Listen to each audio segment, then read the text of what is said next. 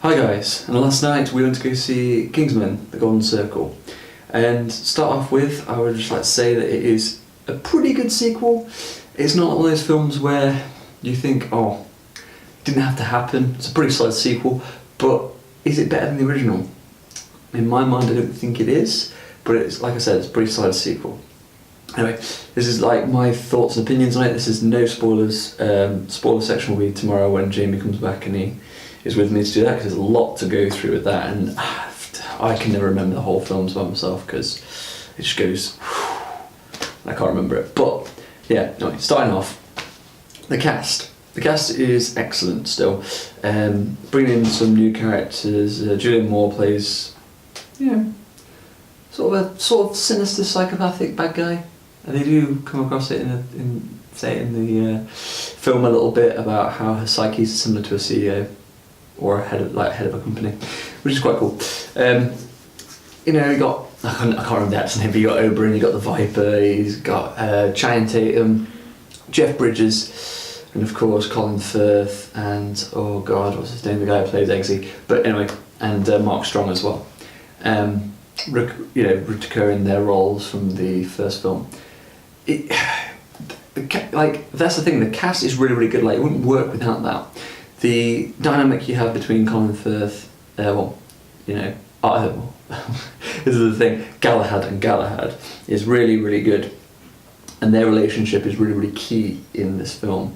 And Mark Strong's character Merlin's like fun, sort of Q-esque character still, and I think what the appeal with Kingsman is the gadgets. The spoof sort of James Bond kind of thing is really good. The way the characters' relationships with the gadgets and the way they are with each other makes it a really, really fun experience. And it's always fun to see all the different things that they do in the Kingsman thing, and the lore about the world is pretty interesting. And I do enjoy decent spy films.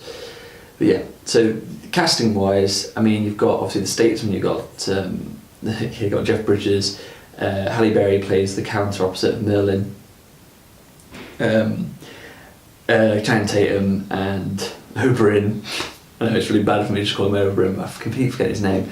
But yeah, they're obviously the Statesman, counter opposite, but still the same sort of idea as Kingsman, so it's nice to see. Not really played that much upon in the film, but they're polar opposites and how they do things differently, and how the different gadgets sort of fit their style, like their sort of history sort of thing. It's pretty fun to watch. But that dynamic is what sort of sets that film up to being enjoyable, just the dynamic between the characters. But I must say, things that are negatives about it. Now, there's not many negatives about it per se, apart from the fact not giving anything away, but it suffers from the same syndrome as Star Wars, in a sense that it sticks to a formula that is proven in a lot of films and sticks to it and doesn't really deviate, and has very glaring similarities to the first one. But that's all I'm saying. That's the only problem with the story, I'd say.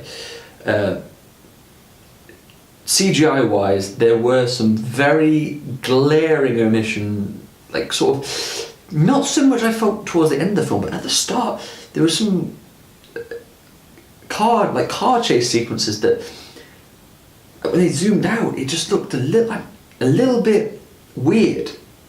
And when you see the film, you'll see some bits where you notice it's CGI. Obviously, we know it's CGI, and you can tell what's CGI, but you don't want to tell to the point that it takes you out of the immersion.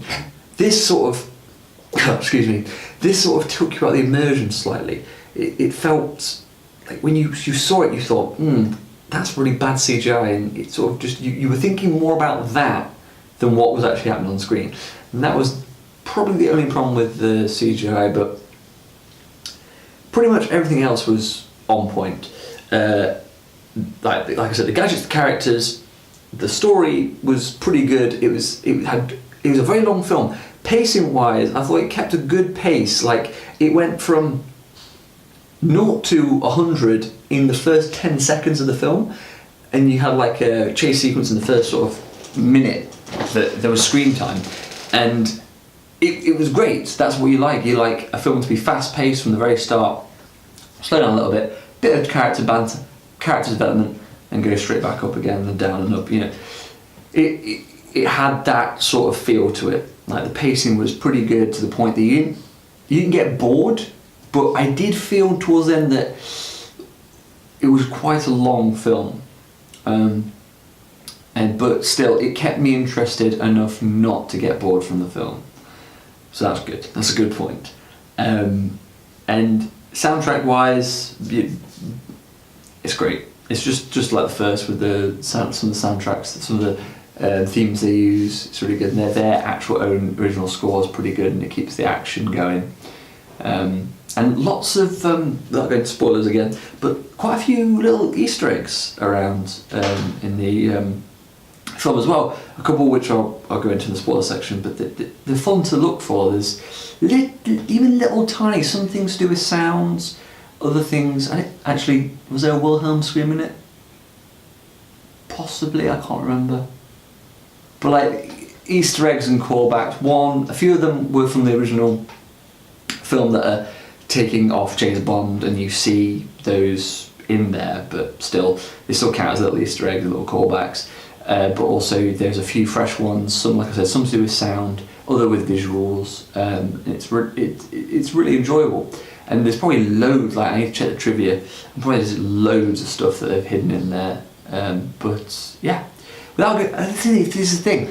I can't really talk about it much without going to spoilers, because you know the formula, you know what it's all about, sort of. You know the actors in it are pretty solid. I mean, Colin Firth's proven, Mark Strong's proven. You know, I'm so sorry that he keeps forgetting his name. The guy who plays Eggsy, you know, in Legend. He's a proven, and as that character as Eggsy, he plays him really, really well, and it's an enjoyable character. So, and also Channing Tatum, Jeff Bridges, Julianne Moore. You know it's a good cast of people, so you're not too worried about that. And the dynamic they have is brilliant. Like I said, it's just a solid film. Really, I'll definitely watch it again. It's a very solid film.